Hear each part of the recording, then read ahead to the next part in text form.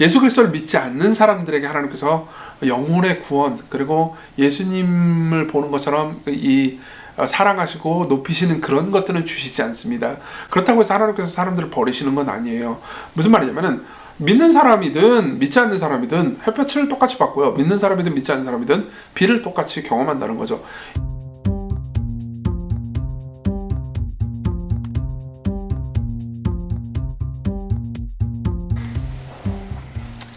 안녕하십니까. 뉴시티 교리문답 27문 시작하도록 하겠습니다.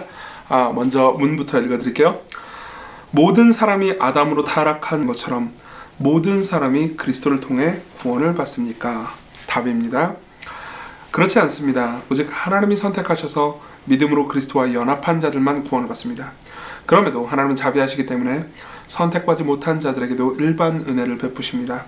즉 죄의 영향력을 제한하고 문화를 가능하게 하셔서 인간이 행복을 누리게 하십니다. 네, 아담 안에서 아담이 타락할 때 모든 인류가 타락했잖아요. 근데 이제 그리스도께서 구속으로 인해서 십자가에 못 박혀 죽고 부활하심으로 해서 모든 인간이 구원을 받는가? 이런 질문이에요. 이제 거기에 대해서 답은 뭐냐면은 그렇지 않다. 아담 안에서 모든 인간이 타락하긴 했지만은 구원을 받는 건 예수 그리스도와 연합한 사람들만, 그것도 믿음으로 연합한 사람들만 구원을 받는다는 내용입니다. 실제로 성경에 보면요, 로마서 5장입니다. 제가 읽어드릴게요. 18절부터 19절. 그런즉 한 범죄로 많은 사람이 정죄에 이르는 것 같이 이 한 범죄는 아담의 죄입니다. 한 의로운 행위로 말미암아 많은 사람이 의롭다 하심을 받아 생명에 이르렀느니라. 여기서 한 의로운 행위는 예수님의 행위입니다. 한 사람이 순종치 아니함으로 많은 사람이 죄인 된 것 같이 한 사람이 순종하심으로 많은 사람이 의인이 되리라. 여기서 이제 우리가 생각해야 되는 것은 그리스도와의 연합이라는 교리입니다. 그리스도와의 연합. 그러니까 우리가 예수님을 믿는 믿음으로 구원받는다 라는 것도 참이고요, 우리가 거듭나서 구원받는다 라는 것도 참이고, 여러 가지 문장들이 다 참이긴 하지만, 회개해서 죄를 용서받는다 이것도 참이지만, 이 모든 것 이전에 가장 근본이 되는 진리가 있습니다. 그게 뭐냐면은 우리는 예수 그리스도 안에서 예수 그리스도로 말미암아서 구원받는다는 거죠. 실제로 이거에 대해서 이제 싱클레어 퍼거슨이라는 목사님이 가장 이제 잘 설명을 해줬는데요. 이걸 읽어드릴게요. 우리가 누리는 모든 영적인 체험과 복은 그리스도와의 연합에 기반을 두고 있습니다. 이 모든 것은 그리스도 안에서 주어지고 그리스도 안에 있는 사람들만이 경험합니다. 바울은 특히 에베소서 1장 3절부터 14절에서 이것을 강조합니다. 헬라어 원문을 보면 이 3절부터 14절 전체가 한 문장으로 이루어져 있습니다. 바울은 복음이 주는 이 위대한 복에 감격한 나머지 숨고를 겨를도 없었던 모양입니다. 우리는 그리스도 안에서 택함받고 은혜받고 구속받고 화목하게 되고 예정되고 인치심을 받았다고 말합니다. 시종일관 그리스도인의 삶은 그리스도를 중심으로 이루어집니다. 끊임없이 그분을 바라봄으로써 우리 모든 영적인 필요가 채워집니다. 이렇게 말하고 있습니다. 이게 어떤 걸로 이해하면 되냐면은 우리가 예수님이라는 분 안에 들어가서 성부 하나님께서 예수님을 대하듯 우리를 대하신다라고 생각을 하면 됩니다. 이걸 성경에서 굉장히 여러 가지 비유로 얘기를 해주거든요. 그 중에 제가 가장 좋아하고 사람들이 가장 쉽게 이해하는 비유는 옷 비유입니다. 옷 비유. 예를 들면은 누구든지 그리스도와 합하기 위해서 세례를 받은 자는 그리스도로 옷 입었느니라 라는 말씀이 있거든요. 제가 지금 입은 옷이 깨끗하면 제가 더러운 것을 사람들이 볼 수 없잖아요. 제 깨끗한 옷만 볼 거 아닙니까? 그런 것처럼 우리가 그리스도와 연합하면요, 하나님께서도 우리를 깨끗하게 보십니다. 예수님께서 깨끗한 만큼. 그리고 이걸 이제 다른 여러 가지에 적용할 수 있어요.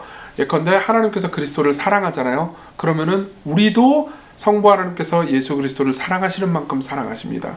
하나님께서 그리스도를 아름답다고 여기시잖아요. 우리도 하나님께서 그리스도를 아름답게 여기시는 만큼 아름답게 여기십니다. 왜 그러냐면 우리는 그리스도 안에 있기 때문이에요. 그렇기 때문에 우리는요, 누구에게 속해 있느냐, 딱 둘 중에 하나밖에 속해 있지 않습니다. 우리는 옛 아담, 범죄한 옛 아담의 죄 안에서 속해 있든지, 그러면은 하나님께서는 우리를 보실 때 우리의 있는 모습 그대로, 다시 말하면 우리가 죄악되고 비참하고 그리고 아름답지 못하고 추하고 이런 모습 그대로 보시지만, 우리가 그리스도와 연합해 있다면, 다시 말하면 그리스도 안에 있다면 예수 그리스도께서 어떠하신지에 따라서 우리를 판단하시고 평가하시죠. 이건 굉장한 복음이죠. 그렇죠? 그럼 우리가 누가 그리스도 안에 있는 사람인가, 이걸 생각해 볼 수 있죠. 이거는 이제 에베소서 2장에서 아주 자세히 말하고 있습니다. 제가 좀 길지만 2장 1절부터 8절을 읽어드리겠습니다. 그는, 예수님은요, 허물과 죄로 죽었던 너희를 살리셨도다. 그때 너희들은 그 가운데서 행하서 이 세상 풍조를 따르고 공중의 권세 잡은 자를 따랐으니 곧 지금 불순종의 아들들 가운데서 역사하는 영이나 전에는 우리도 다 그 가운데서 우리 육체의 욕심을 따라 지내며 육체와 마음에 원하는 것을 하며 다른 이들과 같이 본질상 진노의 자녀였더니 긍휼이 풍성하신 하나님이 우리를 사랑하신 그 큰 사랑을 인하여 허물로 죽은 우리를 그리스도와 함께 살리셨고 너희는 은혜로 구원을 받은 것이라. 은혜로 구원받았다고 말하고 있죠. 또 함께 일으키사 그리스도 예수 안에서 함께 하늘에 앉으시니 이는 그리스도 예수 안에서 우리에게 자비하심으로 그 은혜의 지극히 풍성함을 오는 여러 세대에 나타내려 하심이라. 너희는 그 은혜에 의하여 믿음으로 말미암아 구원을 받았으니 이것은 너에게서 난 것이 아니요 하나님의 선물이라. 이렇게 얘기합니다. 여기서 주목해야 될 것은요, 5절에 너희는 은혜로 구원을 받은 것이라 라는 말을 해놓고요, 또 8절에는 너희는 그 은혜에 의하여 믿음으로 말미암아 구원을 받았다 이렇게 말하고 있습니다. 헬라어로 보면요 5절이랑 8절이랑 구문이 똑같습니다. 근데요 8절에는 뭐가 추가되어 있냐면 믿음으로 말미암아 라는 말이 추가되어 있어요. 이거는 우리에게 이걸 가르쳐 줍니다. 그러니까 그리스도와 연합한 사람은 어떤 사람인가? 예수 그리스도를 믿는 사람이다 이렇게 얘기해 준 거죠. 단순히 우리가 지옥 안 가고 구원받는다는 차원을 넘어서서요, 하나님께서 우리를 예수님처럼 대우해 주십니다. 굉장히 놀라운 거죠. 오직 믿음 하나만 요구하시는 거죠. 그러면 이제 우리가 그 다음으로 생각해야 될 것은, 그러면 안 믿는 사람들은 어떻게 되는 겁니까? 안 믿는 사람들은 예수 그리스도께서 하신 공로에서 완전히 배제되는 겁니까? 이런 질문을 할 수가 있습니다.